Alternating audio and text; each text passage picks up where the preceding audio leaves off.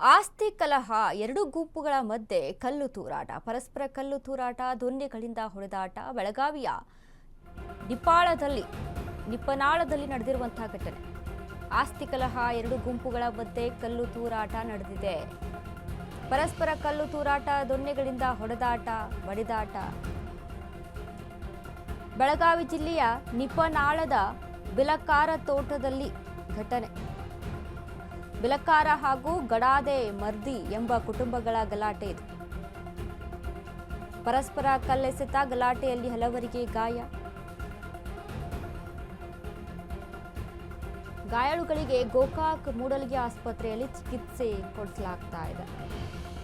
ಆಸ್ತಿ ಕಲಹಕ್ಕೆ ಎರಡು ಗುಂಪುಗಳಲ್ಲಿ ನಡೆದಂತ ಕಲ್ಲು ತೂರಾಟ, ಹೊಡೆದಾಟ, ಬಡಿದಾಟ.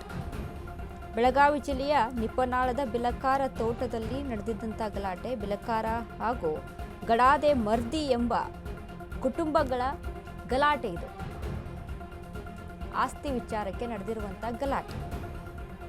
ಪರಸ್ಪರ ಕಲ್ಲೆಸೆತ ಗಲಾಟೆಯಲ್ಲಿ ಹಲವರಿಗೆ ಗಾಯ ಆಗಿದೆ. ಗಾಯಾಳುಗಳಿಗೆ ಗೋಕಾಕ್ ಮತ್ತು ಮೂಡಲಗಿ ಆಸ್ಪತ್ರೆಯಲ್ಲಿ ಚಿಕಿತ್ಸೆಯನ್ನ ಕೊಡಿಸಲಾಗ್ತಾ ಇದೆ.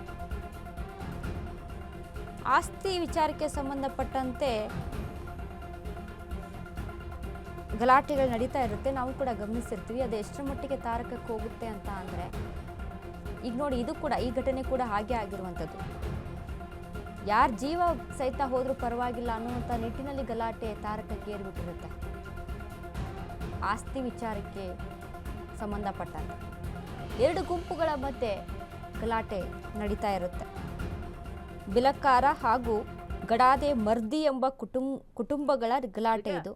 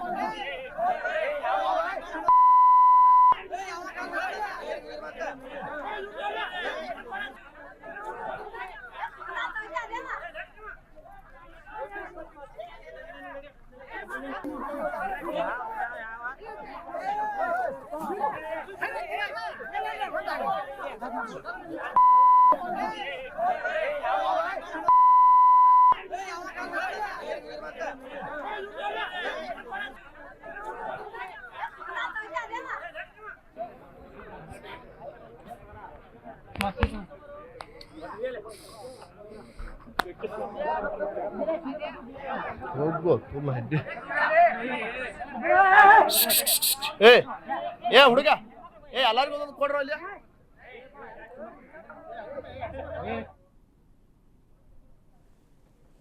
ಎಸ್ ನೋಡಿ, ಅಲ್ಲಿ ಹಿರಿಯರಿದ್ದಾರೆ, ಹೆಣ್ಣು ಮಕ್ಕಳು ಇದ್ದಾರೆ.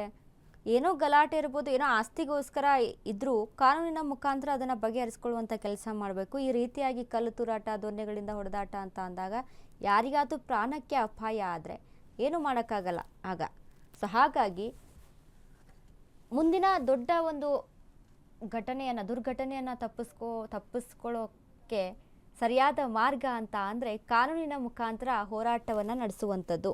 ಕಾನೂನಿನ ಅಡಿಯಲ್ಲಿ ಆಸ್ತಿ ವಿಚಾರಕ್ಕೆ ಸಂಬಂಧಪಟ್ಟಂತೆ ಕೋರ್ಟು ಕಚೇರಿ ಅಂತ ಅಲ್ದಾಡಿದರೆ ಅಲ್ಲಿ ಯಾರಿಗೆ ಸರಿಯಾದ ವ್ಯವಸ್ಥೆ ಮಾಡಿಕೊಡ್ಬೇಕು, ಯಾರಿಗೆ ಸರಿಯಾಗಿ ಸಿಗಬೇಕು ಅವರಿಗೆ ಸಿಗುತ್ತೆ. ಬಟ್ ಈ ರೀತಿಯಾಗಿ ಮಾಡೋದ್ರಿಂದ, ಹೊಡೆದಾಟಗಳನ್ನು ಮಾಡ್ಕೊಳ್ಳೋದ್ರಿಂದ ಪ್ರಾಣಾಪಾಯಗಳು ಸಂಭವಿಸುವಂಥ ಘಟನೆಗಳು ಹೆಚ್ಚಾಗಿ ನಡೆಯುತ್ತೆ. ಸೊ ಹಾಗಾಗಿ ಈ ಹಳ್ಳಿಗಳಲ್ಲೆಲ್ಲ ನಾವು ಗಮನಿಸಿರ್ತೀವಿ, ಏನಾದರೂ ಆಸ್ತಿ ಅಂತ ಬತ್ತು ಅಥವಾ ಯಾವುದೇ ಒಂದು ಚಿಕ್ಕ ಪುಟ್ಟ ಜಾಗಗಳಿಗೆ ಆಗಿರ್ಬೋದು, ಈ ರೀತಿಯಾಗಿ ಹೊಡೆದಾಟಗಳು ಹೆಚ್ಚು.